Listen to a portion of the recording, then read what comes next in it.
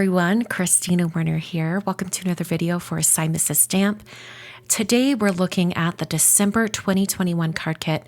Before I jump into my card inspiration, I wanted to just show you some of the contents in the kit. These cute pattern papers, including this candy cane paper that has a clear gloss on them that hits the light and adds some shine. There's some bubbles from Tim Holtz's Ideology line. And there's also a glaze or a distress crackle paste that you can put on your projects. So the main portion of the kit that I think is really, really unique and cool are these die cuts that are layered together to make a dimensional scene for all of your projects. So you can see that they've got the layers labeled on each one of these sheets. They would be super fun to put together and really easy to do since they have kind of like a guide for you to put everything together. But for today's card inspiration, we're going to set all that stuff aside and we're going to make some multiples of one layer cards using the stamp set in the kit. This is the Santa's Helpers stamp set. So many adorable images. Most of them kind of require you to color things a little bit. I'm going to show you how to get away with not coloring at all, really, and have a really interesting, dramatic, and dynamic card design. So I've taken two pieces of cardstock that are in the kit. This is Lipstick Red and AUDREY Blue. And we're going to turn these into 4 separate cards. So I've cut them in half and I'm scoring them at 4 1/4 inch so that I can fold them in half to a standard A2 card size. That card size is 4 1/4 by 5 1/2. I'm going to do a bunch of stamping now with that stamp set. So I'm going to go ahead and grab that the hanging ornaments image, as well as 2 of the words. I'm using Happy Holidays, and I'm just positioning them on one of the card bases that we'll be stamping with today. I'm going to stamp all 4 of these card bases at the same time, so I'm getting them positioned perfectly. And because we're going to stamp directly on the card base, we're going to take a little bit of blue painter's tape, put it on my hand so it takes some of the oils from my hand and makes it even more low tack. Roll that up into a little loop and then put that inside the card so it stays closed while I'm working. And I did that with all 4 card bases so that I can slide them into the MISTI and make this a very seamless process. I'm using an anti-static powder tool. I'm going to be doing some heat embossing. So I'm prepping each card base with the powder tool so that I get a really clean embossed image once I apply the powder. I'm putting some Versamark ink on that image that's on the door of my MISTI, inking that up really, really well. And then I can swing the door of my MISTI over and press down on each one of these areas. I thought in my mind, okay, I'm going to touch each ornament, I'm going to touch all the foliage across the top, and I'll touch the words just to make sure I get everything perfect in one stamp. Now I'm taking some gold embossing powder. This is Gilded embossing powder from Brutus Monroe, and I'm applying that to my card front and tapping off the excess powder. This is going to give me a really fun gold color on all of these images. And when you're embossing the whole card design like this, it actually works up rather quickly. I'm using a heat tool to melt the embossing powder. And it's really easy to see when it's melted when you're using metallic embossing powders because the color changes and you also have a shine or sheen to all of the embossing powder. So it's one of those colors of embossing powder that's very easy to work with. So after I had one of these completely stamped and heat embossed, I quickly went in for the other ones. Now, in total, to stamp the other 3 cards and heat emboss them, it took me 5 minutes. Super, super fast. Now, if you wanted to leave the card as is, you definitely could. In fact, there are a few different stages within this card design that I'm showing you today where you could stop and just end the card design right there. And I think it would look absolutely beautiful and festive for your holiday card giving, I guess you could say. So I'm applying some more of that gold embossing powder, hitting it with my heat tool until everything is smooth and melted. So we're going to be doing a little bit of ink blending on this next section of the card design. And if you wanted to do the ink blending before the stamping, you definitely could. You would just want to make sure that that ink was very, very, very dry before you go into the embossing powder, because anything that has any bit of moisture on the cardstock will attract embossing powder. You saw me there using a little brush. I was just brushing away some embossing powder that stuck to areas where I didn't want it. So if you do have some stray embossing powder, no worries. Grab a clean, dry brush and you can brush that away.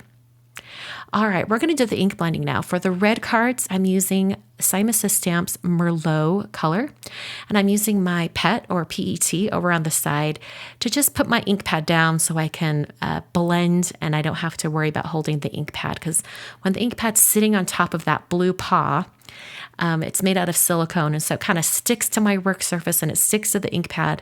So it's kind of like an extra hand while I'm blending. So I took that Merlot shade and I blended up from the top of the card.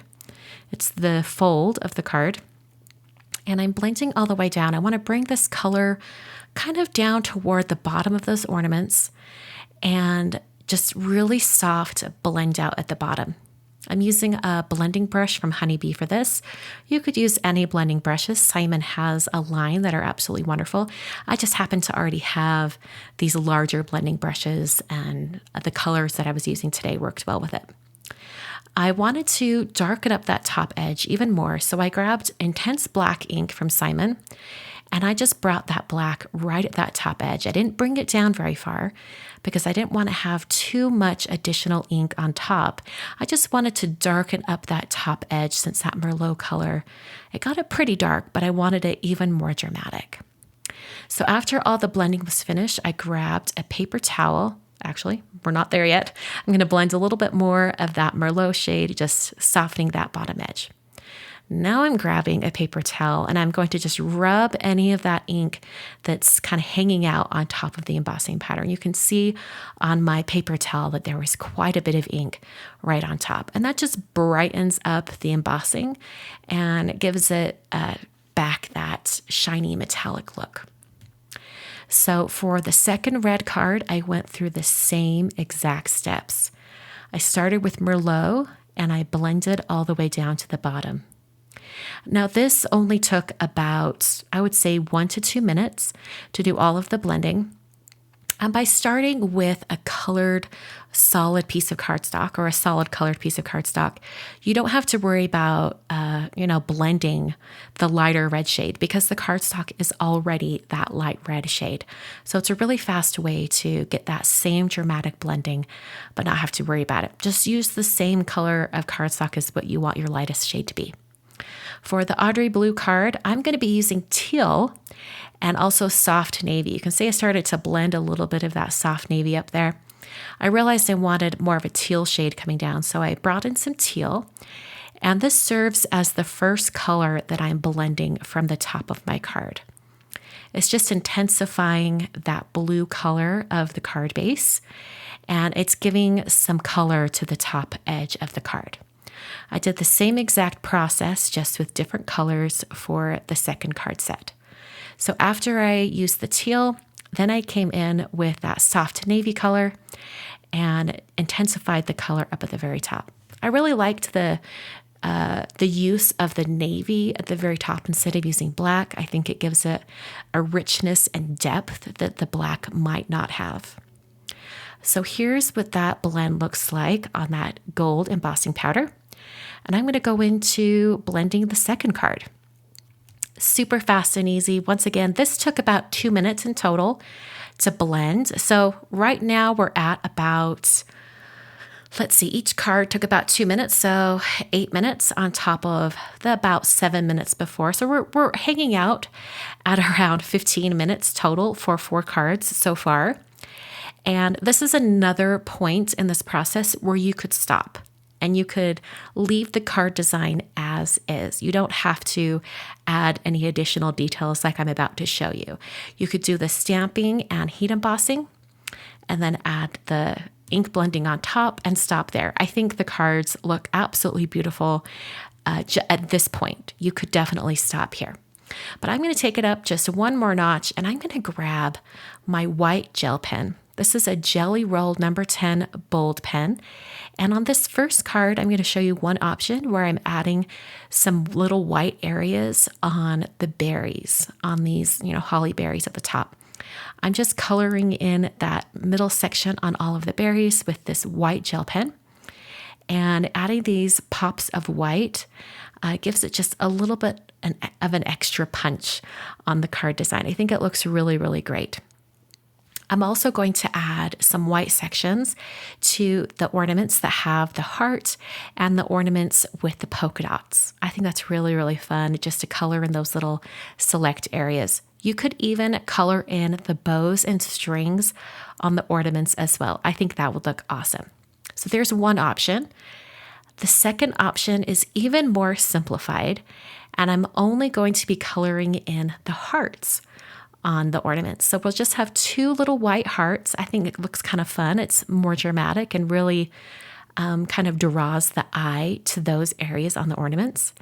So I love having little heart elements on cards. I love to add like glossy accents on top of hearts, or just adding a little red heart, maybe even red glitter.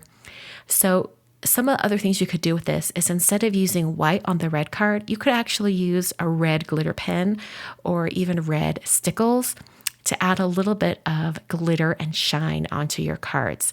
That's definitely an option that you could do. So those are the cards for today. I hope you guys enjoyed the process of seeing how these all come together. I think in total, for doing all 4 cards plus those white accents, we were at about 20 minutes total. So these cards work up super fast and easy, and you could even change out some of the imagery and use some of the Santa or the elf images from the stamp set with this same technique. I think it would look really, really great. Thanks for joining me today, and I will see you guys in another video very soon.